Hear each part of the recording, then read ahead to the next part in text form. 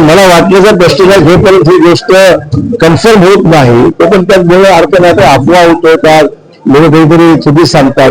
जोपर्यंत अधिकृत एवढं काय माहिती मिळत बोलणार नाही.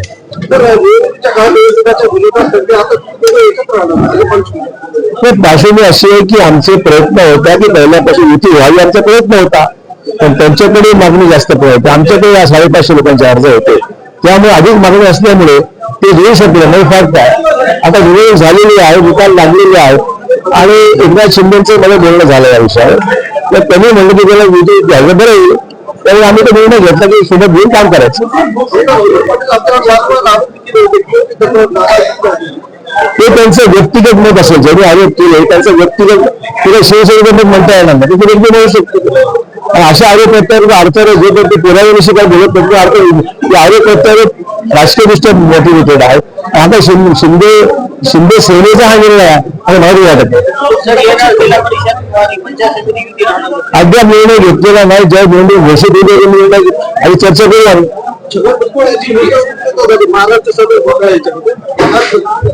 असं की शेवटी कोर्टाचा निर्णय, ईडीचा निर्णय जे काय आहे ते त्यांच्या बाजूला लागला आहे, तर ती निश्चित समाधानाची गोष्ट आहे. महापालिकेचा अजेंडा नेमका काय? आमचा जाहीरनामा हाच आमचा अजेंडा. येत्या पंचायत समिती जिल्हा परिषद निवडणुकांमध्ये धनुष्यबाणाशिवाय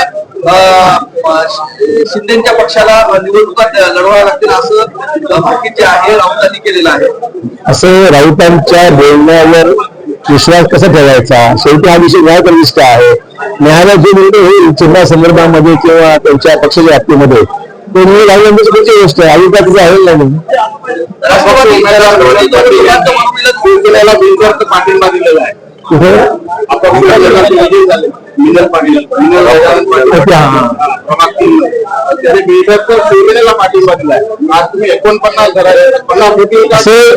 शिवसेनेच्या एकंदरीत इंटरनल जे विषय आहेत ते विषय आमदार कल्याणकर आणि त्यांचे गटनेते जे आहेत त्यांनी घ्यायचं आहे, त्यांना ठरवायचं काय करते. पाठिंबा घेतलं तर तो त्यांच्या पक्षांतर्गत विषय आहे, ते ठरवायचं काय करायचं. त्र्यंबकेश्वर या ठिकाणी होणाऱ्या कुंभमेळ्यातील कामासंदर्भात महंतांनी नाराजी दर्शवलेली आहे. मुख्यमंत्र्यांनी येऊन त्यांच्याशी चर्चा करावी अशी मागणी महंतांकडून करण्यात येत आहे. मला याची माहिती नाही, कारण तो जिल्हा वेगळा आहे. गिरीश महाजनजी सगळं पाहतात, त्यामुळे नेमकं काय विषय मी बोलू शकणार नाही. राष्ट्रवादीच्या कुठल्याही नेत्यांशी आमचा संपर्क नाही किंवा त्यांच्याकडून कुठला पुढाकार नाही, त्यामुळे या गोष्टी मी आज काय बोलू.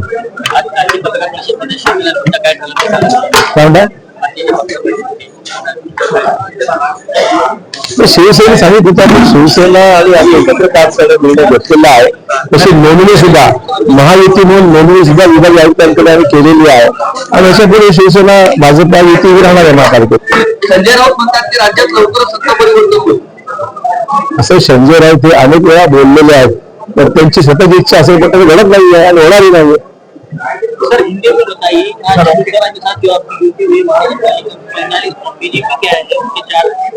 देखिए आज हमने भाजपा और शिवसेना इनकी महायुति हमने घोषित की है.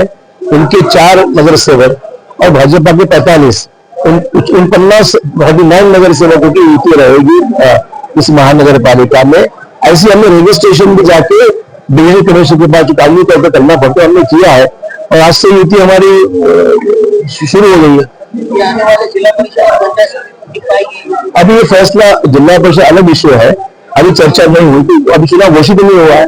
चुनाव घोषित होने के बाद में परिस्थिति के अनुसार फैसला करना पड़ेगा. कल अनकंडीशनल इन्होंने कहा है. कणकवली आणि देवगड पंचायत समितीमध्ये जिल्हा परिषद आणि 8 उमेदवार हे बिनविरोध निवडून आणण्यात आले भाजपचे. कसं पाहताय?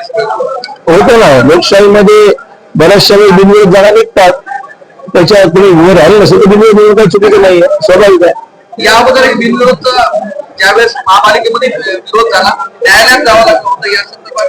असं केवळ न्यायालयात जायचं ना त्यांचा व्यक्तिगत प्रश्न आहे, पण एक महाराष्ट्रामध्ये काही नवीन नाही आहे. अनेक ठिकाणी निघतात तर ते झालं असेल तसं. थँक्यू.